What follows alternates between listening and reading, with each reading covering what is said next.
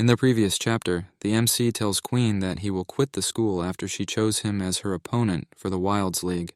Queen and Moonyoung are clearly surprised at his decision. The MC again apologizes for everything he did wrong and then leaves the room.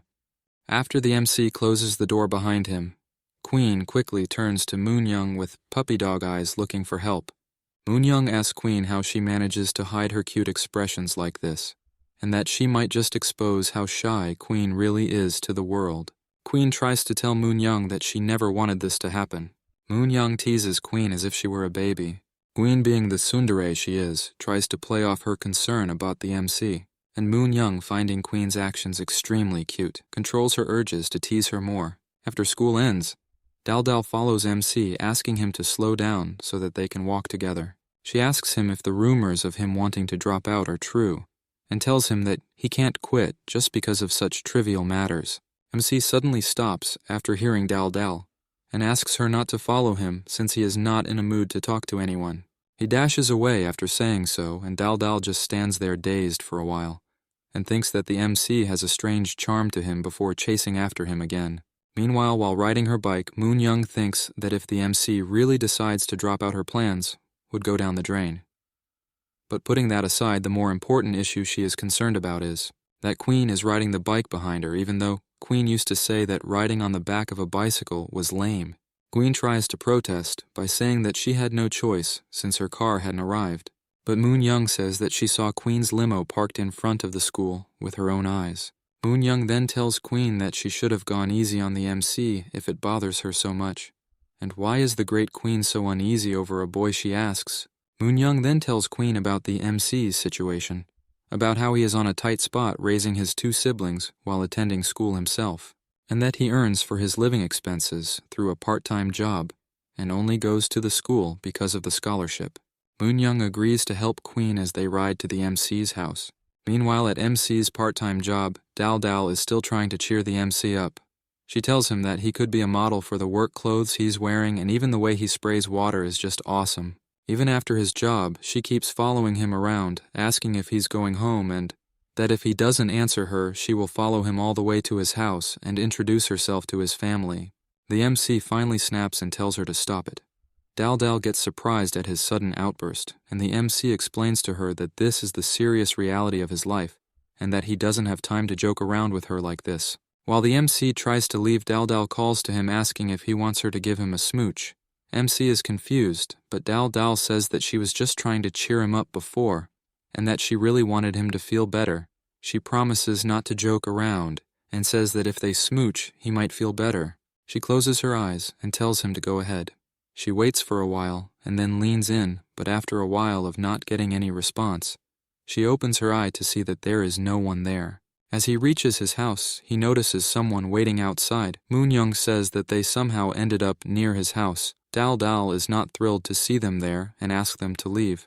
Queen just stands there, not showing any interest. So Moonyoung tells the MC that even if he is not glad to see them, since they are his upperclassmen, he should at least offer them a cup of tea. They all go inside and the MC's siblings are dazed. MC's little brother is really excited to see Queen as he is a fan of hers. Moonyoung tells him that she is also pretty famous, but little brother doesn't seem to know who she is. The MC then serves them hot water in a cup and 2 bowls. He tells them that they don't have tea nor cups to serve their guest, but they can drink the hot water if they really want to. Moonyoung asks Queen to sit down and Queen looks confused.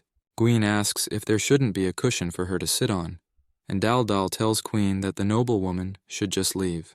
Queen looks around MC's broken-down apartment, and the MC asks if his house is too poor for someone like her, and that it's better that he decided to quit school so he can take better care of his siblings and get a little bit more money. Queen, not knowing how to respond to this, tells him not to look down on her for not sitting, and his siblings ask her to sit down to play with them. As she prepares to sit finally, to Dal and Moonyoung's surprise, she notices humanity's biggest enemy in front of her, a cockroach. She screams cockroach, and all 3 of them jump up. She asks them to do something about it, but both of them are equally scared. But MC's little brother saves the day by capturing the cockroach under a cup. Queen, relieved that the cockroach got caught, finally notices something. During the distress, she was so scared she had jumped into the MC's arms. Everyone in the room are speechless. Queen, now angry for some reason, asks him to let her down, and the MC just drops her down without another thought. Queen instinctively twists and lands on her feet, impressing and getting an applaud out of everyone. Queen seems to be super shy after what she just did, so Moonyoung suggests to play a game in order to change the awkward situation. While the others play the game, the MC is washing his clothes. Queen approaches him and tells him not to expect the apology out of her since she doesn't feel like she did anything wrong.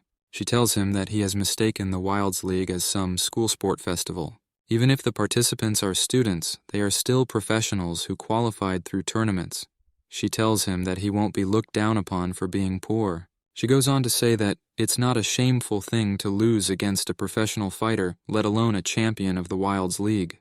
Even if he manages to withstand a single round against her, that should be the proudest moment of his life, she says. MC finally responds her by saying that, even though he's a little afraid to enter the tournament, he just wanted to attend the school quietly, but ended up in this school, and since he was getting a scholarship, he thought about graduating. But the way they treat him in the school, he feels that it won't end with just this fight. He tells her that he doesn't want her protection, nor her attention. He just wants to be left alone. Queen doesn't say anything else, but seems to have made her mind up about the situation. Meanwhile, Dal Dal is getting punishment for losing the game. She asks for a rematch as she doesn't want to be the only loser. After playing a few more games, the MC's sibling fall asleep, and everyone decides to leave. Dal Dal warns the others not to come to MC's house again, and Moonyoung tells MC that there is no need to see them off. MC says that he had no intentions of doing so either. Queen, stopping in her tracks, calls MC and tells him that she will withdraw his name as her opponent. Moonyoung is curious about what happened between them, and the MC wonders if maybe Queen is not that bad of a person after all, but shrugs that thought, saying he still can't believe in a woman. It's the next day, and the MC barely makes it in time this time as well. But as he reaches the entrance, he sees a large crowd in front of him. One of the girls with the different uniform notices the MC and alerts the others. The redhead pushes the others aside and asks MC if his name is Song Jae, and the MC tells her that it is indeed him. She tells him that she came to see who Queen chose as her opponent, as she thought it might have been someone amazing. She is disappointed to see that Queen picked such a weak-looking guy. She asks him how many times he had to beg Queen to get that spot. MC tries to calm her down by telling her that he is going to forfeit, but this only makes her angrier. She asks if he's joking, saying that he wants to forfeit a spot that the rest of the participants would risk their life to earn. She tells him to follow her to the ring to see how good he really is, and then drags him to the ring. The MC desperately tries to free himself, but she just throws him inside the ring. She throws her blazer and asks him to come at her. MC regrets coming to school today, and someone from the crowd asks the redhead to stop. It's the twin-tailed girl, and she asks the redhead since the MC doesn't want to fight. She wants to take his place instead. She then introduces herself and tells she and the MC are friends after saying hi to each other once before, and she feels like he is a good friend, and so she would like to take his place. The redhead asks her minions to drag her outside the ring, and they quickly try to do so. But the twin-tailed girl, realizing that since they are all inside the ring right now, with a single swift movement, she launches the minions